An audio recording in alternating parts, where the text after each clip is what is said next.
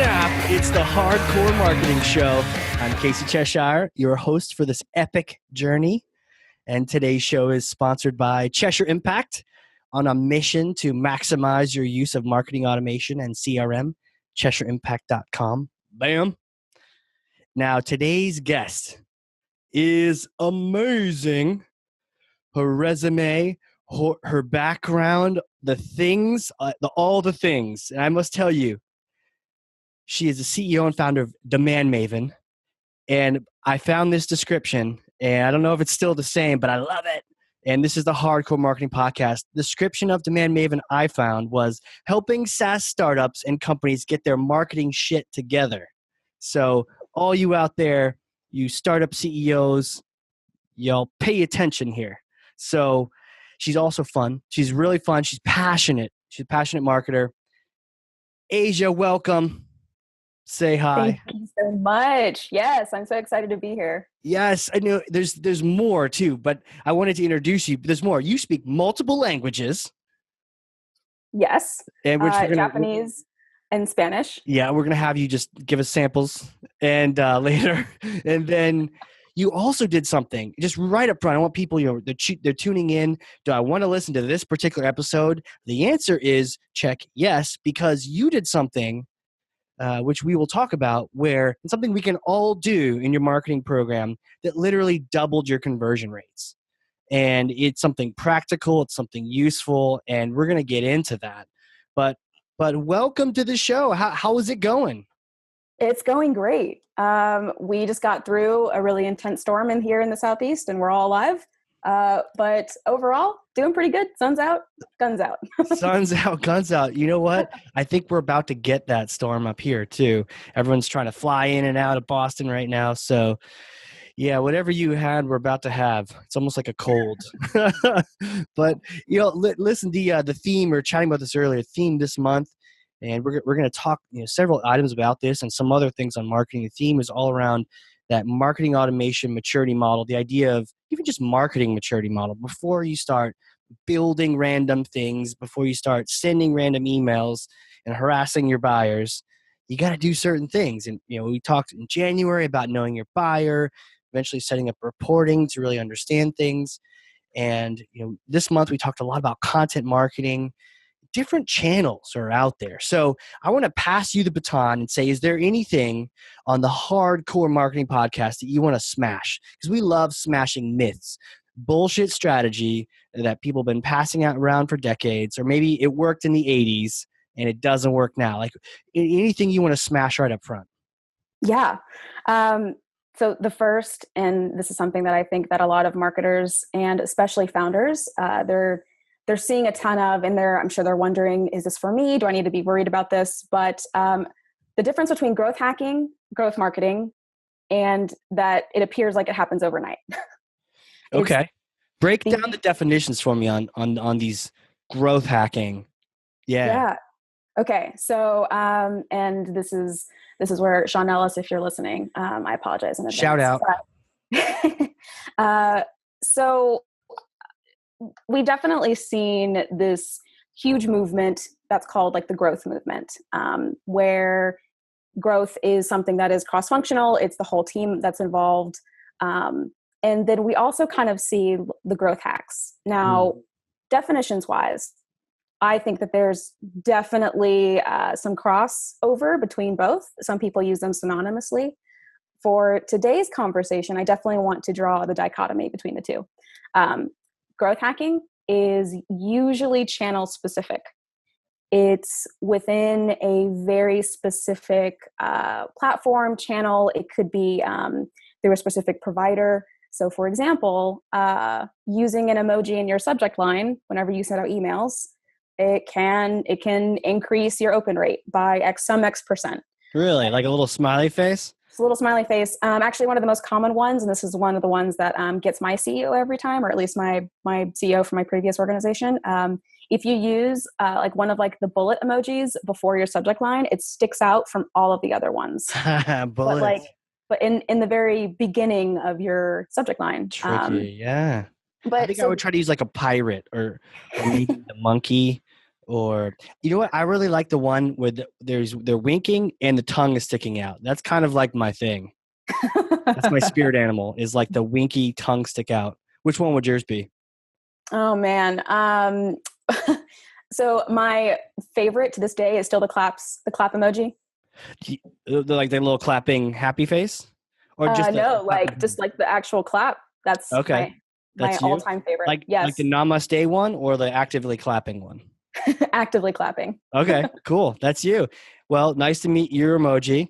So putting that and some of these other things in the subject line, get some percent increase in your open rates.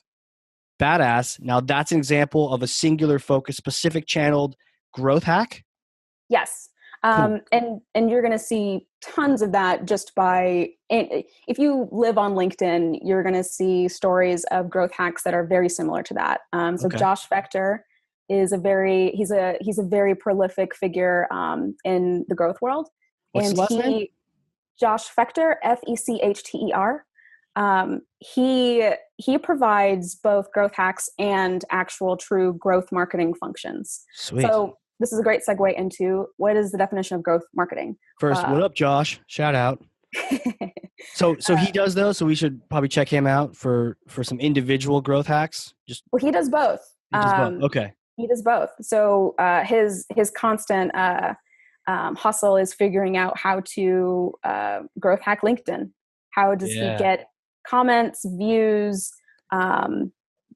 So he's specialized himself in specific channels as well. Okay. I consider those growth hacks Because they're specific channels.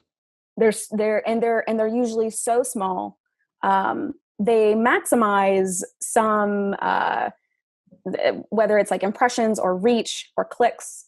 It usually impacts some metric that might not necessarily be your core KPI. Right. Got it. Cool. What's the other thing?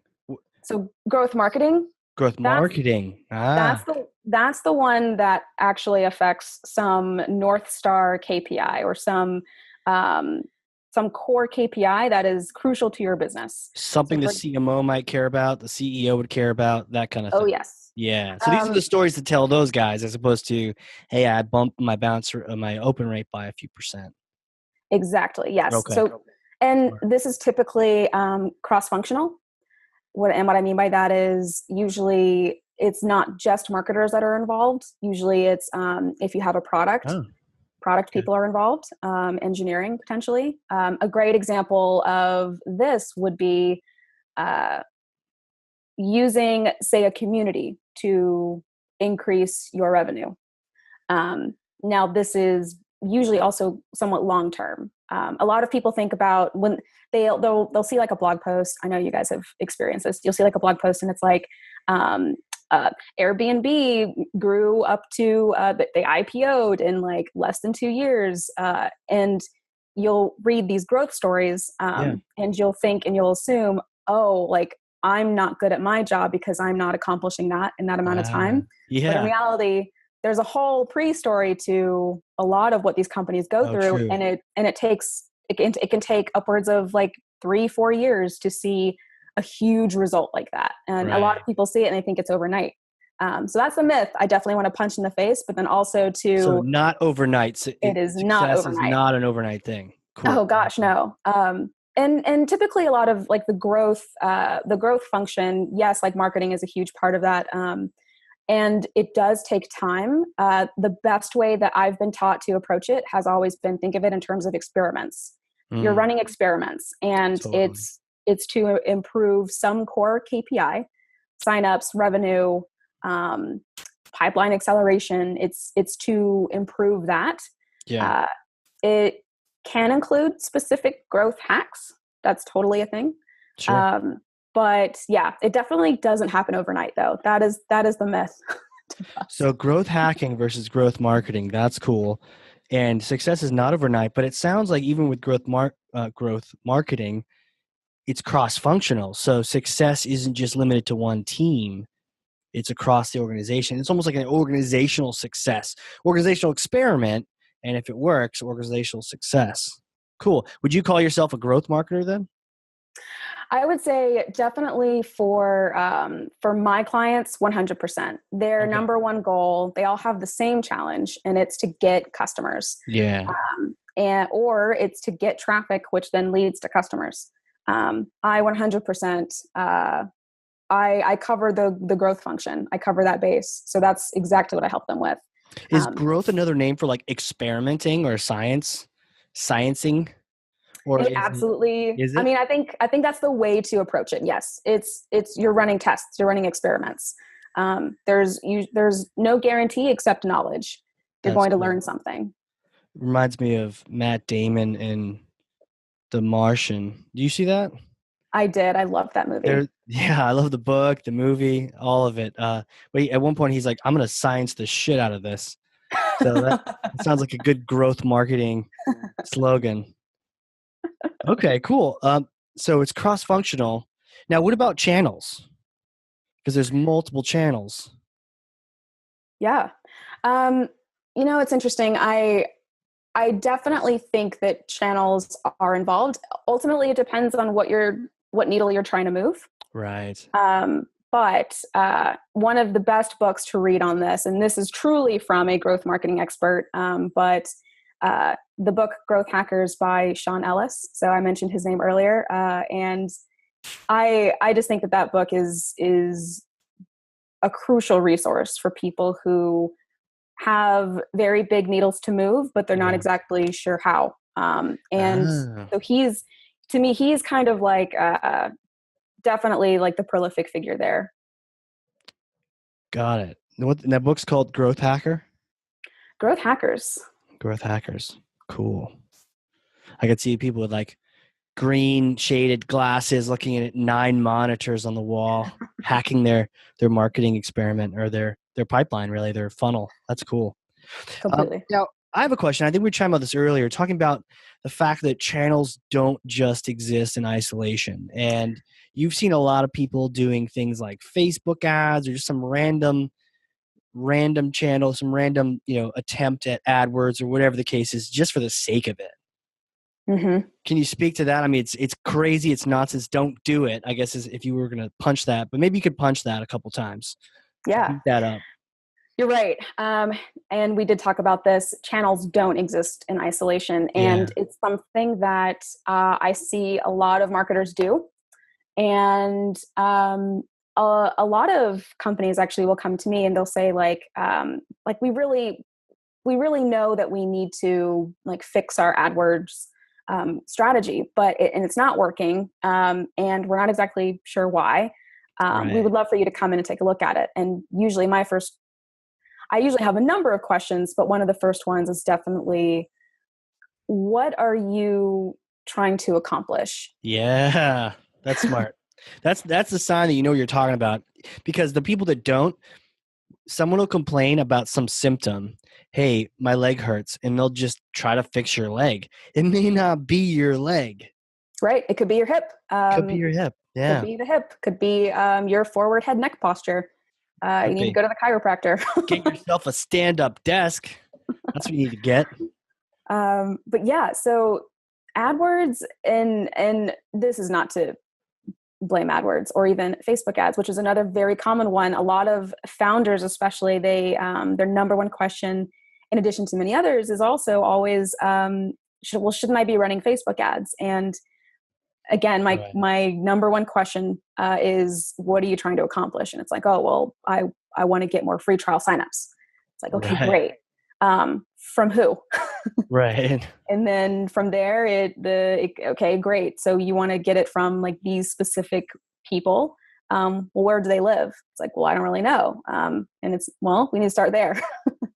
And it's not to say that Facebook ads and LinkedIn and Google AdWords are not valuable channels. They're extremely powerful channels. But if you approach them as if they're in isolation from the rest of your business and from your customer specifically, you can optimize and growth hack those to death. If that's not where your prospect is, it's It's usually never never gonna going to work. work. Right.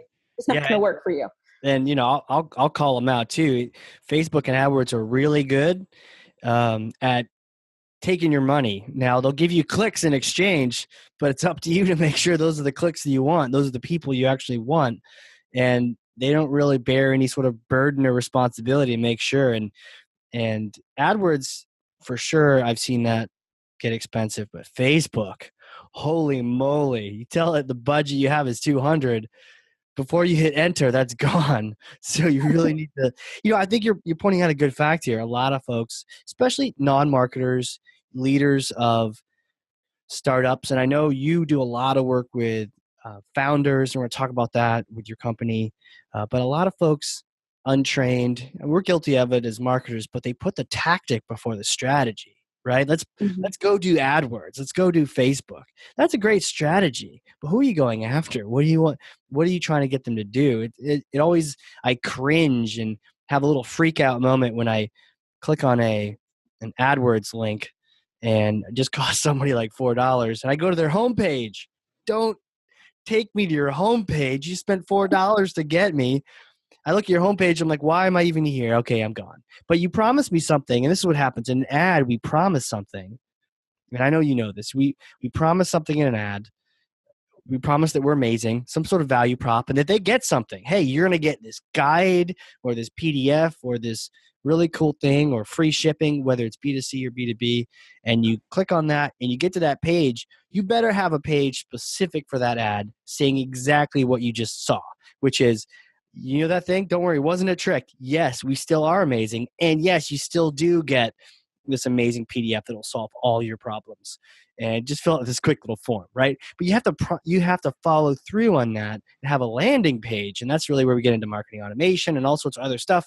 But if you just go ahead and do a test with AdWords, it's almost like it's a little dangerous these days, or a lot dangerous, to be playing around in those, and that's where people like you come in handy, because you can tell them how it is, but also set this thing up so they don't just burn through their capital. Right. And this is also, I mean, this 100% goes back to the conversation just about it doesn't exist in isolation, but also in terms of where are you driving people to, and where are they in their journey? If they're bottom of the funnel, don't try to get them to sign up for a webinar. Right. Get them to sign up for a demo.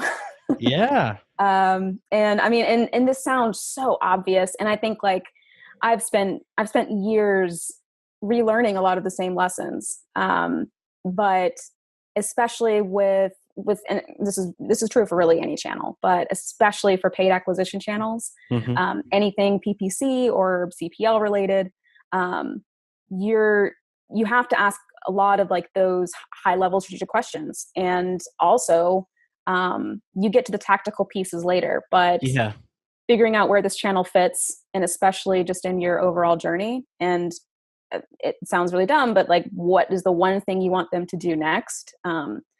That's where you start seeing those channels really pay off, especially if your customers are there. Because like we said, if they're not, then it doesn't, throw it out, come back to it later. Yep. What next? It's totally huge, because one of the things that we've seen too, because we help people set up Pardot left and right all the time, and I love Pardot, but like any other amazing tool, you need to have a strategy first. And so we realize a lot of people are treating that like a tactic. And you really, any marketing automation platform, you don't just roll in there. You gotta have a strategy. So we really kind of created this, I don't know if it's a pyramid or whatnot, but it's strategy, process, then technology. And you talking about what next, that's process. You got to know what the next step is. If you're not sure, probably shouldn't spend that money on getting someone to do the first step if you're not sure what the next step is, and the step after that, and step after that. Otherwise, you have people just fall off the bandwagon. There was a company we were working with, and before we started working with them, or we went back and looked at what happened, they had spent $1 million. They're like, okay, this year we want to grow, so we're going to spend $1 million to grow this year. And at the end of the year, it had been flat. So nothing had happened. They were the same they were the previous year without that spend of $1 million. And you're thinking, man, you could have gone to Vegas. It could have been Hangover Part 5.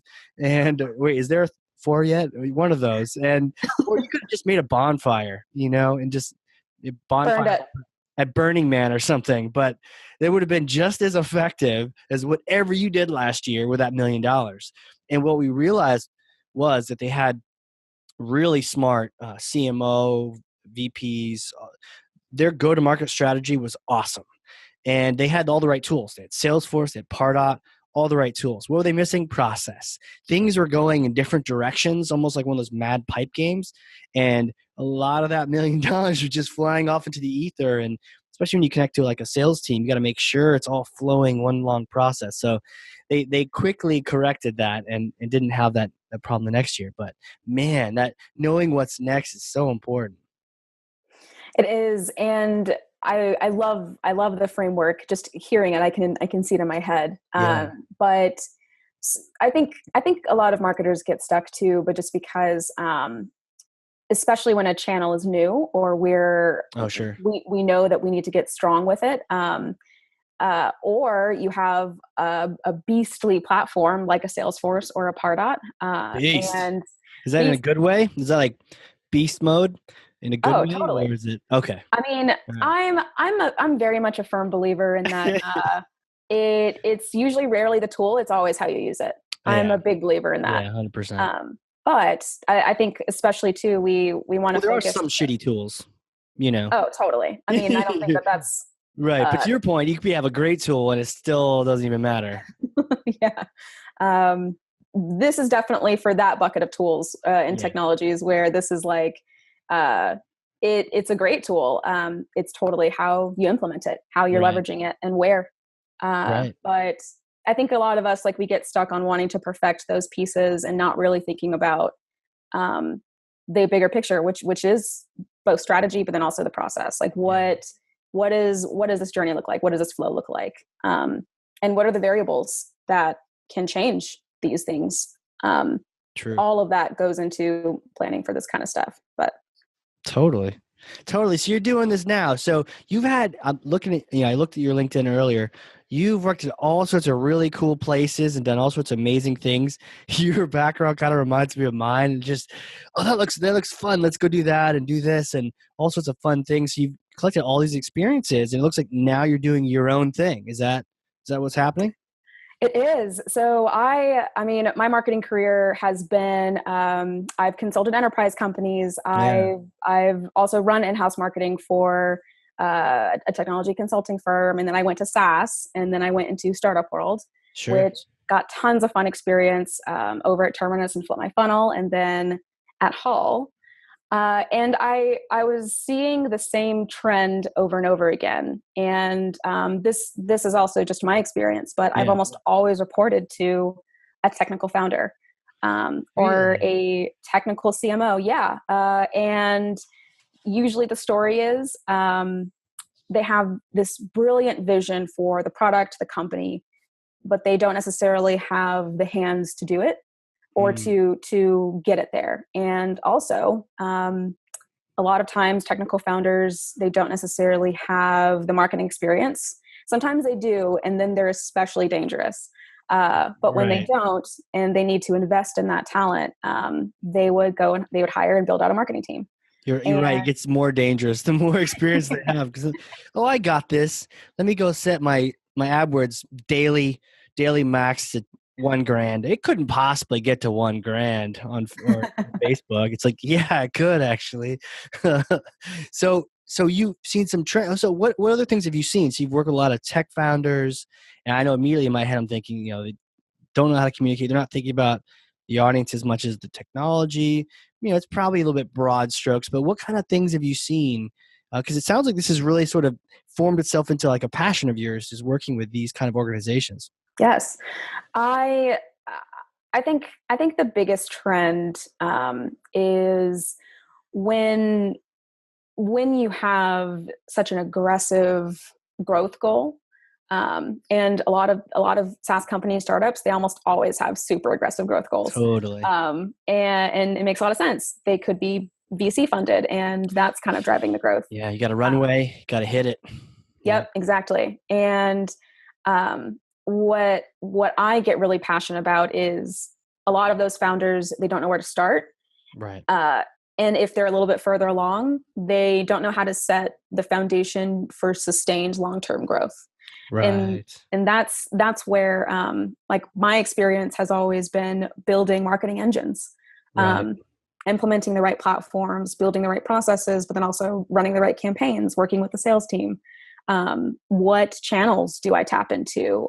Working with the community, events, conferences, I mean, like the full shebang. But one Right. thing that I always come back to over and over is working with that technical founder, or just technical leader. It could, Yeah. they might not be the CEO, but they could be the CMO.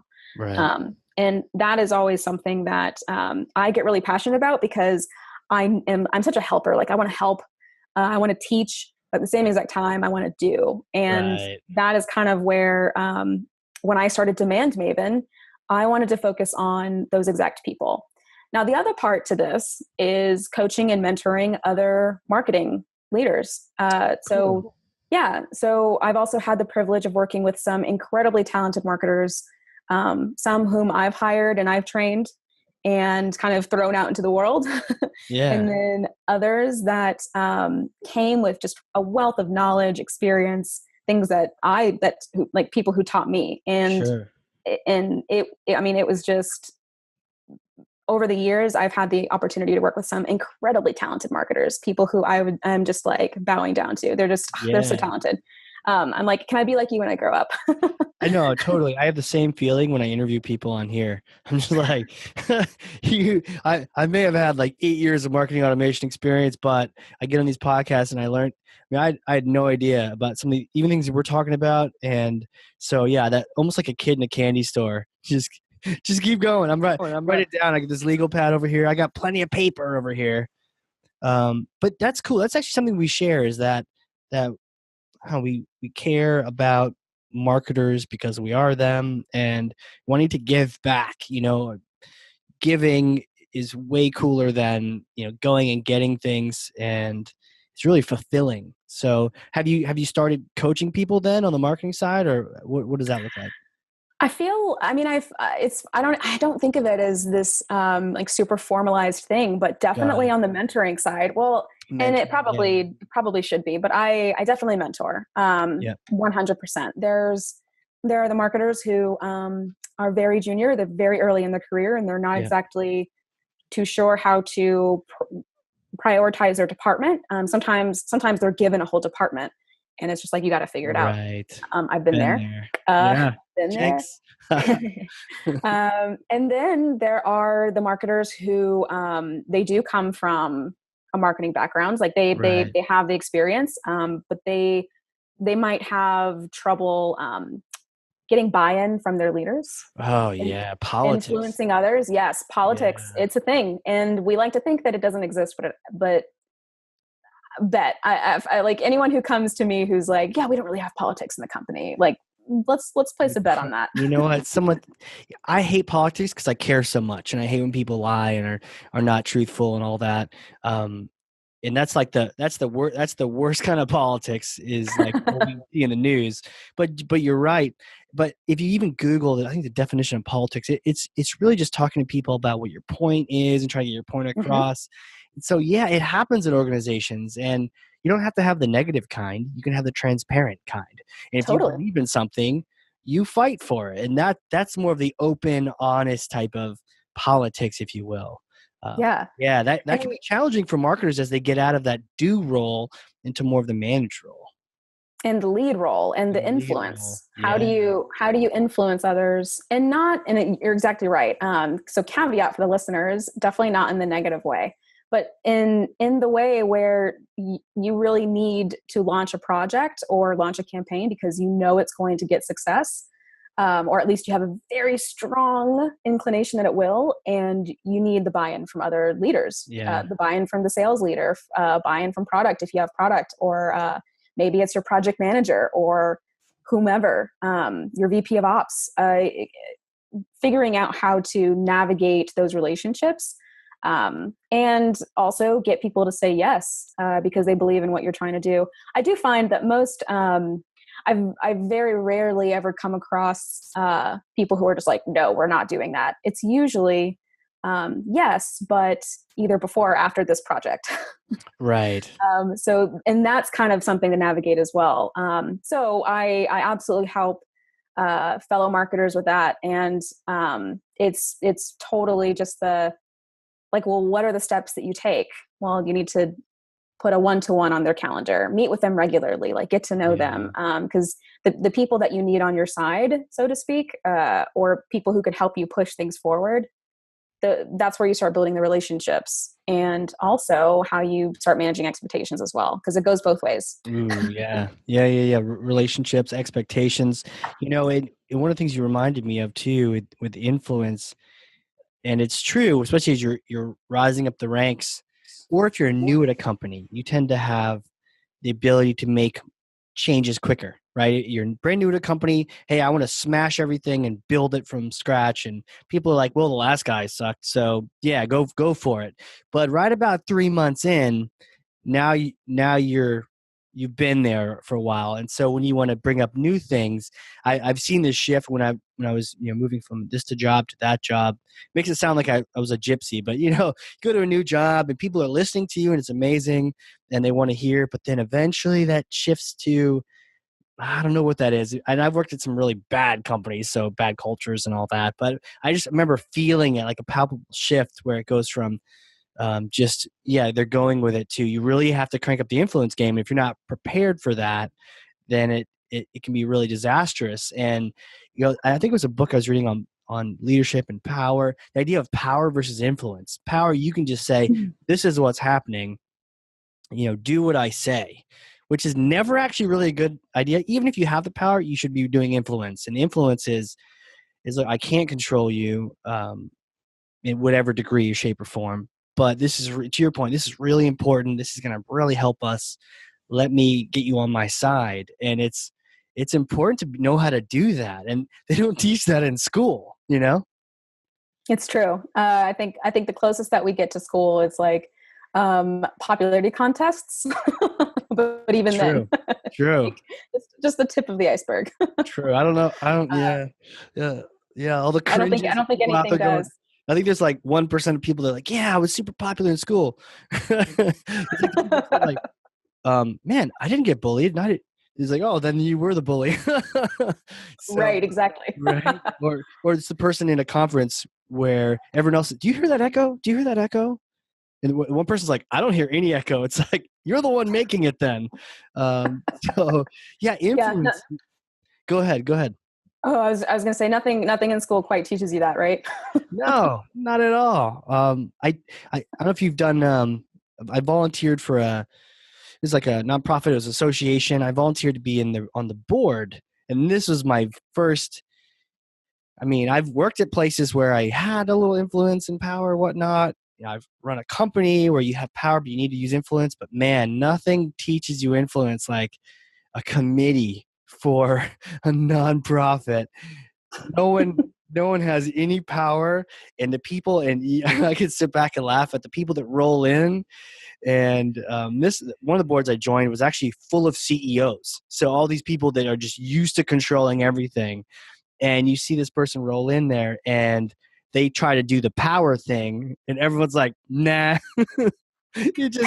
You were get nowhere because they were trying to do the power thing, and they needed to do influence. And influence, there's a couple people in that group who are so nice and supportive and friendly and happy. When they have an idea, it's just amazing. And one of them, we actually, Volin told him he was going to be the chair of the board because he's so hardworking and nice. He could have asked anything of us. We probably would have given it to him because he just had that influence.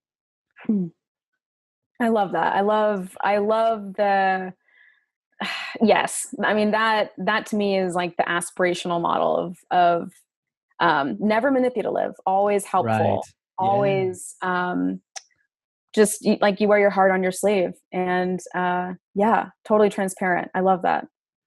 So this is really cool, and we'll have to keep talking more about this, coaching, mentoring marketers, because maybe there's something we can collaborate on with this, because I love it, and we can figure out some ways that we can help people at whatever stage they're at in the journey. Early on, it's like, you need to know some core strategy. You could spend 5 years learning it, the hard way like we have, or we could just tell you and you could indoctrinate that. And that's actually a really good point too, because you mentioned when you're working with these tech founders, this is like taking us way back to earlier. You mentioned sometimes they're early stage, they don't know where to start. So if I were to ask you, where do you start? You have a tech founder, they get this really cool app, they got something amazing. What do you do? Where do you start? So the first question that I do in my marketing strategy calls is typically tell me the story of how you built this and why. I love that. Founder stories to me are just deeply interesting and satisfying to hear, but just because it's always coming from a place of I saw this problem and I wanted to fix it. Yeah, And I love that. and usually the next question after that is, well, for who? Right. And they almost always have an idea of who, even if they can't point to a customer yet. They usually have a vision of someone in mind. One of my clients, they're this really cool project management tool. They're called Rindle. I don't think that they would mind me saying that. Shout out, really cool project. Hey, project management, I don't think it's solved yet, for sure. But there are like 1,000 apps that do it. So the two co-founders for Rindle, they come from years of project management experience Cool. for agencies, and they didn't want a tool that was as beefy as like Jira, but they didn't Yeah, oh God. necessarily. Yeah, that beefy is a perfect word for Jira. Damn. yeah. And at the same exact time, they wanted something that was more powerful than like Asana or Trello. And Yeah. so they built Rindle, and Brindle. that story is almost, I mean, there's many more twists and turns, Yeah. but that story is ultimately the story that I'm looking for whenever I talk to a founder, because they built it with project managers in mind. And that to me is, okay, great. That's the who. And I understand the why. This was the problem. This is how they decided to solve it with this product. Now let's talk to who. And after that, the conversation usually blossoms into, like, well, if you had to pick, if you had like just an idea of someone who would be a perfect customer, who would it be? And there's usually a story of like, well, it would be me, or it would be Right. my friend Tom, or what have you. And then from there we do a lot of reverse engineering. Hmm. And then after that, the strategy gets set in place. We start and the more I don't want to say traditional pieces of marketing strategy, but definitely high level business strategy. And then of course tearing down into marketing. We now know why the business exists, what you're trying to solve, and for who. Right. And so now that we know the who, now we can reverse engineer what we think at least is going to be the marketing process. I love that you essentially started with why. Why did you do this? And then Simon Sinek would be happy. He's nodding his head. There's like a nod head meme going on, like Simon Sinek saying, "Yeah, you did a good job." And then from there, it's like, who is this for? And I think those two questions are so powerful. And from there, you literally are creating their entire marketing strategy, and you're starting not with the tactics, but the strategy, and really the highest level questions you possibly can. Yeah. And every a lot of founders too are in different stages. Some of them know exactly who they need to talk to. True. And they really do just need to understand what channels and strategies are available to me. Yep. And from there it's okay, let's start talking to some customers, especially if they already have some. Yeah. In talking to customers, it's a practice that every marketer, I think, needs to place as high as possible on their list of priorities, just from my perspective. But it's because I think we get really used to not doing it. Hell yeah. Totally. We get used to not doing it, and it gets really comfortable to not talk to customers, or at least it can. Yeah. But customers, I mean, they will tell you where they hang out, what content they read, what thought leaders they look to, what influencers, Yep. what content's helpful for them, what's not, what's annoying. They will give you so much information, and just doing it is honestly like the hardest part. And so a lot of founders, especially if I'm working with another marketing consultant, we almost always say like, we have to talk to customers. Like that is step number one before we even put money into AdWords or what have you. Let's talk to customers. I love that progression, and not that people can do it on their own. Give Demand Maven a little shout, give them a little call, and have them walk you through this. Sometimes you just need someone to ask you the question. You can ask yourself. It's like reading a self-help book versus hearing one versus talking to someone and interacting with them. So you're asking these questions. Yeah, they can just ask themselves the questions, but it's almost like the question after the first. Okay, so that was well, why did you do that, and why did you do that, and who is this for? Is it really for them? It just that person to really poke and prod, and then from there talking to the actual customers if they have any early on. And a lot of information out there says you don't need like a bajillion customers. You just need 100 or 1,000 customers that just love you, love what you do, as opposed to 200 that they'll dump you as soon as they lose budget, something. Right. And That's even the 200 that would dump you if they lose budget, understanding why. Yeah. If Still call them, to your point. Yeah, I like it. Exactly. Still talk to them, because they might tell you maybe what you need to fix, or how you can segment out those people as maybe not great fits. They're not MQLs. So you'll call them then, huh? You'll call the customers? Oh yeah. Well, Yeah. I'll totally talk to customers. Love it. So, okay, you're in this position, or you got this startup, and you've asked yourself why, you've done the who, but now you don't want to call your customers. Call Asia. She'll call them for you, and meet them and chat and find out what's making them tick, what's making them stay or not stay. Oh man, it's so important. And we talked to a few people about that and the different ways you can do that. There's patterns you can follow, there's templates, but most importantly, it's get on the phone. Get on the phone and have that connection with someone. That's really important. So Rindle, Rindal, is that? Rindle. Rindle. Okay. Mm-hmm. Cool. Interesting. We'll have to check that out.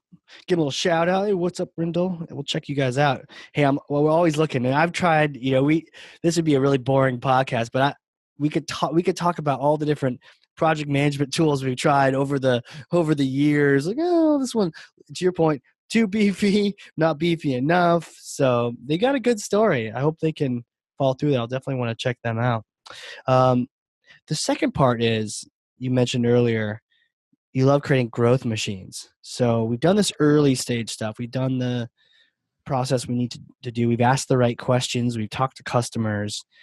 And now maybe they've already done this and you get to work with them.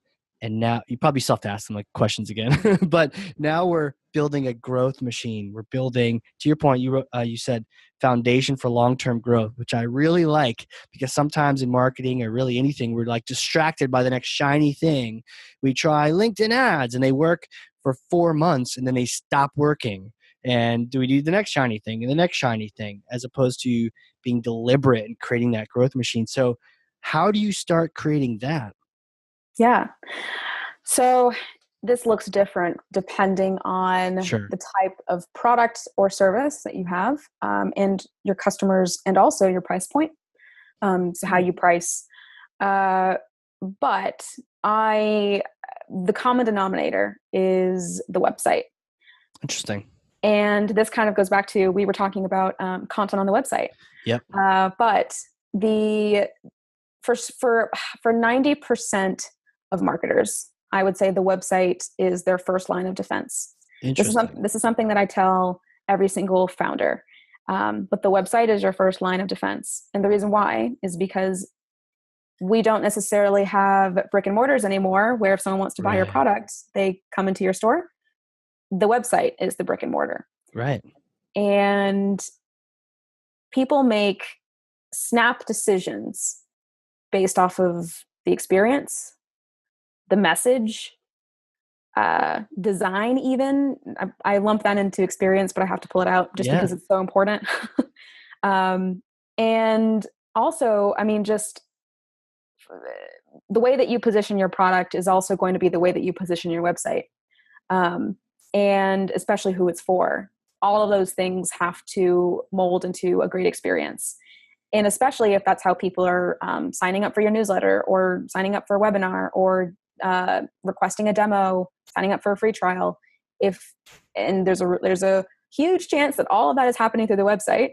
Right. Investing in that, that's typically where we start, because all of the outbound emails that you send on behalf of your sales team, everything from like the ads that you curate to your promotion strategies, if all of that leads to a website that doesn't convert people and the messaging isn't on point, the experience isn't on point, all of that work will be for nothing. It's not going to convert. You might get a few Yeah. people who are willing to give you a chance because they are early adopters, but you usually can't bank on that. Yeah. A shitty website is not going to help you at all. In fact, I think what you're smashing here is that it's way more important than we give it credit for. I think a lot of us have overlooked it because there's so many other shiny things. There's so many other cool things we can create, and we forget that the site, it's the core of all these extensions, and we forget about it. So investing in your website, and I wrote down doing it smart, assuming you asked those questions that you just talked about, the why, the who, and you have some strategies in mind. Now you build it. So sometimes the opposite happens, where every time a new marketer comes into a company, they want to change the website, and I just, okay, what are you gonna make different? But that being said, the flip side is not investing at all in it, or not having any strategy whatsoever, and then you just look like a joke when they get to you. And then people, we have subconscious, we judge things by the look, by the feel. Some things sometimes in a good way, sometimes in a bad way, but that website, it's not defensible. Now if you have drift or something, you can chat with people, but still, you need to be impressive. And to your point, it's the flow, the design, not just, and also the copy. So every part of that. How, Every part of it. yeah, interesting. So that's one of the things. In you creating a growth engine, you're like, okay, we need to plan for the site to be this machine. And from there, after that, I mean, we also take a look at, okay, after we've kind of identified what the strategy is going to be, who we're talking to, where these customers even are, Yeah. we do go back to the website, but then also we start assessing what technology investments we might need to make, Mm-hmm. um, based off of what potential campaigns we might want to start running. Right. And every company is in a different situation, but for some companies it makes a lot of sense to, okay, let's go ahead and start looking at paid acquisition first, because there's some very real bottom of the funnel traffic here. We also have There's an immediate need, and based off of the flow, the price point, we could probably see some results very fast. Sure. And that will just further the process. It will continue to inform the process. Others, we might decide that, well, we really need to build out an outbound process. So uh, either working with the sales team that's already at the company. So Yeah. there's actually there's a prospect that I have. He doesn't have a marketing team at all. He only has account execs, SDRs. They are growing by sales, which is great. Right. But he recognizes the need for marketing, For sure. and so what I'm coming in and I'm doing is and this is me leveraging all of my demand gen backbone and like working with SDR Yep. teams, Totally. but coming in and saying like, okay, well, what does the sales process look like? And where do you need marketing to kind of come in and help? Because sales can't do it all by themselves. Right. There's a very real need for content. There's a very real need to make sure that the website experience is good enough to convert well enough to convert into revenue. And then there's also, what are the funnels that we haven't totally truly tracked and plugged? So the leaky Right. funnel is like the thing that, Yeah, man. Process. It's a killer. yes, it's the process. Yes, you will live and you will die by it. um, Totally. but I mean, the same is true for strategy, but also especially like the actual execution of. But so every company will look a little bit different depending on a number of factors. But usually that next step is the big question of, well, how do we get customers now? So Right. and Shifting to that that and that can acquisition mode. Where are they going to be at? Where can we test? Yeah. exactly. Cool. This is actually a perfect lead into that thing that I promised people at the very beginning. Your story about how you doubled conversion rates just doing a few things. How about you want to share that now? Yeah, absolutely. Okay. So So I'm when rolling up my sleeves. I don't have sleeves. I have short yeah, sleeves, but I'm rolling them up anyways. I will too. Yeah. Cool. So my previous role, I was head of marketing for a tech startup. We focused on data integration for a number of tools, but Okay. we were kind of like the data layer beyond just CRM. This was the data layer for all of your technologies, Okay. and very very powerful platform and very cool. When I first started, we thought that the persona or that the primary ICP was going to be marketing and sales leaders. What's Um, ICP? Ideal customer profile. Love it. So our ICP at the time, and specifically our persona, was marketing leadership, sales leadership. And over time, we discovered that it was actually very hard to not only explain what it was that we did, but to get them to see the value enough to want to buy. Right. So then we actually shifted our focus more towards the more technical roles. So people with that VP of growth title, Yeah. but also people with they could very easily be VP of IT or VP of technology or engineering operations. So people who probably were serving marketing in some kind of way, but they were more on the data side, Right. which is it sounds like a no-brainer. But when we started moving more towards focusing on this persona, we realized that the content that they were looking for on the website wasn't there. So what was happening was we were driving people to the website that fit this persona. Still mostly the same ICP. The ICP didn't really change. It was really the persona that changed. And we're driving these people to the website. We've attracted them through some content, some campaign. Sure. And they were always like, there was a hesitation. And the reason why was because we didn't have enough information on our integrations. Our documentation at the time was definitely a work in progress, and they were technical enough to recognize what quality looked like. And so How did you learn that? How did you know that, one, that there was a hesitation, and two, that what the problem was? customer interviews, but then also Of course. feedback. So this is something that I also tell a lot of founders is every time someone has a very strong objection, there's usually 100 more people who feel the same way. They're just never going to tell you. Totally. Totally. Yeah. Like same thing with traffic tickets. This isn't Yeah. the first time you're speeding. Karma's getting you for this one. This is especially true for whenever a customer gives you feedback. Now, I think the Yeah. really big question is this important enough to react to and to actually change things for? Or is this person maybe not your ideal persona, but you still want to respect like their opinion and like help them True. in whatever way? Like, how do you know they're not just that cranky one that you should have gotten rid of anyways, versus maybe it's just if they're nice or not. I don't know. Maybe if they're kind, like, I love you guys, but this is horrible. Yeah. Versus, you guys suck. I'm leaving you, and here's why. I guess you just grain of salt. You got to experiment, test. Yeah. For us, I mean, this was a prospect. Since we had shifted our focus to the more technical persona, we realized that in order to convince that technical persona that we were valuable, we were worth it, we knew what we were doing, we needed to provide a lot more information. And first of all, we conducted a few interviews, and they were very happy to tell us. But at the same exact time, we Was it got still an the email. marketer ICP, still the marketing persona, or you mentioned the technical? Did you realize it was actually more of a technical buyer, or? Yes. So we shifted from focusing on marketers and sales Yeah. to technical, like the VP of engineering. So Yeah. that, and as we were going through that process of shifting our focus, because we found that, so I guess the other backstory is that they understood the product immediately. Like the Who more did the tech guys? Okay. the tech Yeah. guys, they understood the product immediately. They understood the value that it provided. Yeah.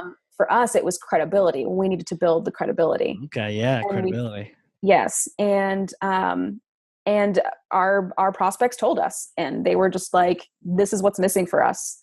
And when we when we realized how much we needed to build into the website to convince this new persona, we realized that, well, it wasn't that hard in the first place. It just needed to happen. Sure. Uh, all of this going back to the demo request. So what we did was, by focusing on this new persona, asking them the right questions, but then also having them tell us their objections, their fears. Why don't you request a demo? You've come this far to the website. You've looked at the pricing. You've looked at all these things. Why not convert? And then they told us. And then after that, we immediately turned around and built a dozen more pages that Hell yeah. explained features, integrations. And also, we took a hard look at our documentation, because we knew that people were going to it Interesting. and probably weren't falling in love with it at the time. Yeah, I could Um, see tech buyers going to documentation. That seems exactly what that persona would do. oh yes, oh yes, probably one of the first things they look at. Yeah. If this thing breaks, I'm gonna go here to get help, and your help is horrible, or your documentation is horrible. Yeah, Right. it's interesting. Sometimes we take for granted, and I can fall into this trap of I market to myself, and that works if I'm selling to marketers, but not necessarily if it's a different persona. So I know there's a lot of folks in SaaS and IT. I mean, I was in data integration for a while too, and it's a different buyer than ourselves. And the client interview showed you that. That's interesting. By implementing that content and by taking a very hard look at the experience that we were providing and Mm-hmm. how we could improve it, it literally doubled our demo conversion rate. Jeez. And then granted, this was through shifting our persona Sure. to the technical buyer, but then Two-step. Yeah. also implementing the right content. And it was 100% through that qualitative research, which was understanding, well, why not? Yeah. And the quantitative side forced us to take a look at this, because it was a Yes. demo conversion rate that we weren't happy with. Right. But once we did implement those changes, that's when we started to see the very real lift. That's awesome. It was phenomenal. Did it happen overnight? No. No, no, but you saw the metrics. It indicated there was an issue, and potential new buyer persona, and you interviewed. It's so key. You just asked why. Just tell me what you're thinking, and then you're like, okay, we need to make some documentation to feed and serve these people, give them what they want, suspending our own assumptions about what they want, because unless you're that buyer, you still maybe need to ask them. That's cool. That's really cool. Who are you? Where did you come from? This is good stuff. Sometimes we end up chatting about people early on, but we've just geeked out for about an hour plus on marketing and process and growth hacking and growth marketing. Where did all this come from? Like, this experience, and who are you? Where did all this come from? Oh my Yeah. gosh. So, Tell me your for life me, history. yeah. Okay. So in North Carolina, in Fort Bragg. Yeah, No. really? Yeah, Army. What I'm was your so your dad was in the army, or mom, or? my father was in the Army. My whole family is actually military. So we've got the Okay. Marines, the Navy, Air Hoorah, Force. Marines. I like Yep. that. And Army. So my father was airborne. All But right. and my stepdad is also Army. So Okay.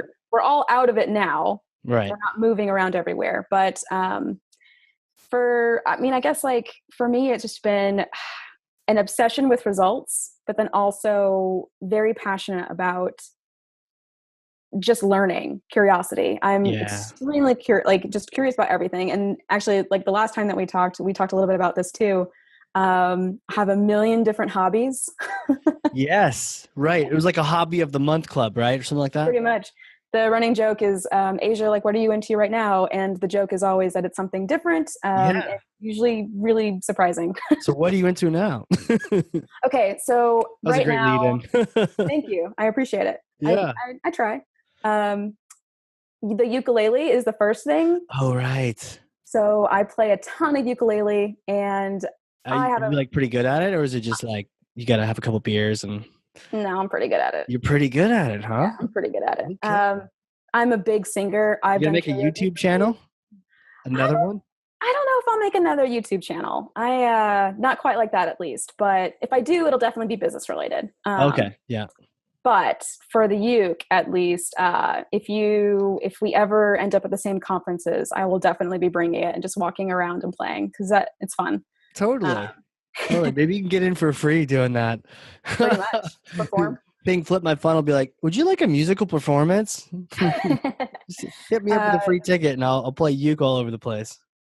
that and also stand up. So I Very took cool. I took a stand up course, and I don't think I'm that funny, but I took a stand up course over the Christmas Yeah, break. you're definitely not. No, I'm just the worst. But took the stand up course, and it was an all women stand up comedy class here in Atlanta, and Cool. it was one of the most phenomenal experiences I think I've ever been a part of, Yeah. witnessed, but then also participated in. And this It is was stand amazing. up. This isn't improv. I mean, improv is arguably, in my opinion, a little easier because you can just play off of stuff and be silly with 4 other people, 9 other people. Stand up, this is literally like open mic night type thing where you're standing up there by yourself telling a joke and people are like, okay, make me laugh, Asia. What you Yeah. got? Oh yeah. And so you You're did on that. Like, stage. and they trained you how to do that? Or how do you even train someone to do that? Can you make someone So funny? everyone is funny. Cool. It's I like really that. it's really about how you present that funny and how you find that funny and then also project it to the world. Yeah. So everyone is funny, and I know that people are listening and they're just like, I'm super not funny, but you absolutely are. If you laugh, you're funny, uh, and the reason why is because if you laugh at things, you can recognize funny, which means that Yeah. and if you can identify something, you can typically Huh. embody it. It's what you Um, laugh at. yeah, totally. Oh, 100%. So for me, Huh.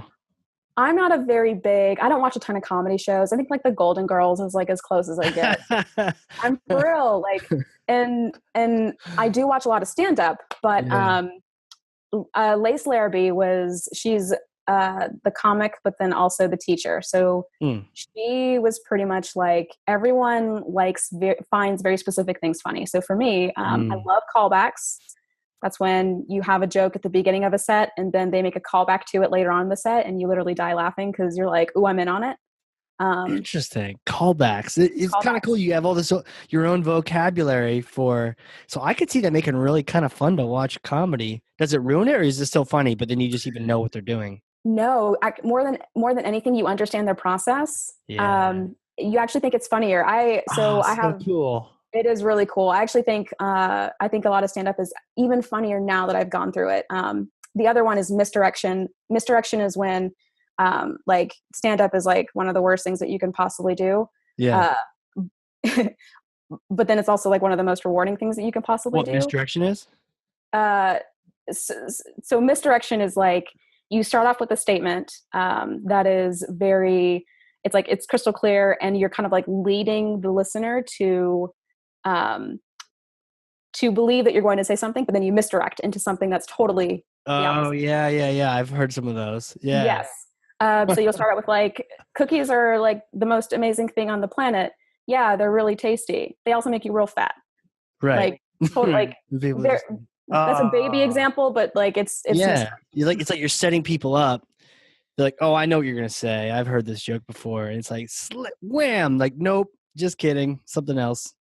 I love misdirection. It's so good. So anyway, yeah. As far as like the process, I mean, I honestly don't know how she did it. I just think that she's a brilliant comic, and What was her somehow name she again? Lace Larrabee. So Oh, Lace, just like real lace. And then last name is Larrabee, Larrabee. She's been in a number of shows. She's been on television. She's pretty prolific on social as well. I highly recommend finding her and following totally. her. She's hilarious. Was Uh, there like a school? What class, or was it a club that you took the school at, she she or has the she just did it? entrepreneurial mindset. She just did Wow. it. She said, you know what? There aren't enough. Well, there aren't enough women comics. There just aren't enough. Yeah. And And the ones I've seen are hilarious. So totally. get out there, do it. Her mission is like, I mean, obviously to be one of the best comics in the world, but then also to crank out other female comics. Like she's cool. got a system, 6-week process. You get up on stage with a set that you build over 6 weeks, and you go in and you kill it. And not a single person bombs. Like it's unreal. Not a single person bombs. So somewhere out there on the internet, there's a YouTube video of me doing stand-up. That's awesome. Totally Googling that later. Maybe we'll put I'll send you a show link. notes for people. But yeah, it's one of the most rewarding things I think I've ever done. It was absolutely fascinating. It's gotta be confidence building too. Or something. What did you get out of it other than a killer set? Thanks. More than anything, it was being present on stage. Oh. So I'm used to performing, and I put this in finger quotes because I don't take this that seriously, but I'm used to like doing karaoke and doing all these things on stage. But when it comes to speaking, and especially in that way, a lot of people, myself included, will black out. They're like, I don't remember doing that, but I said those words and I did it. Sure. My goal was to be present on stage. And I remember every single second of me doing my 5-minute set. Interesting. It was awesome. That was the first time I was ever really, truly present. It was just, I don't have words for it apart from just awesome and amazing, which aren't enough to describe how great it was. Yeah. I think I've experienced both. I've experienced sharing with a small group, a set of information, telling them some stories, not really looking them in their eyes, and just sort of getting the information out. And then looking back and think, did I even share that? And then other times, maybe if it's something you shared over and over again, if maybe you feel more confident about it, whatever the reason. I remember sharing something and you've said it so many times, you're so prepared that, or confident that you look out and you're actually looking for reactions and expressions and stuff. That's interesting though. I haven't really ever thought about deliberately being present. I just sort of assumed everyone blacked out, but that's interesting. You can actually focus on that. That's neat. That's a ninja skill or something. It is. And I imagine too, like a lot of the great speakers out there and a lot of the great leaders, they're so present. And it's something that I admire, and I want to build that muscle in myself. That's really cool. Shout out to Lace. Hey, let me in. Maybe if I like bring like a wig or something, you can like put in a good word for me and let me get into class. This is awesome. This sounds really cool. Maybe it's really cool. She'll take mercy on the men and do a class for us too. But wow, so being present on stage and when you're presenting, it's almost like that's the next level from the Toastmasters groups where people are just nervous to even be out there in the first place. And for sure, if you're nervous, you're definitely not going to remember. Your body's shutting down. You're just getting the words out.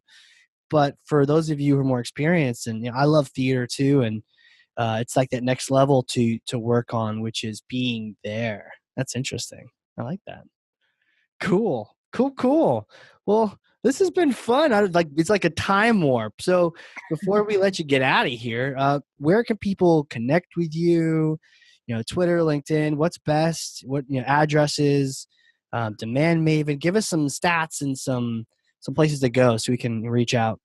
Yeah. So I am always tweeting.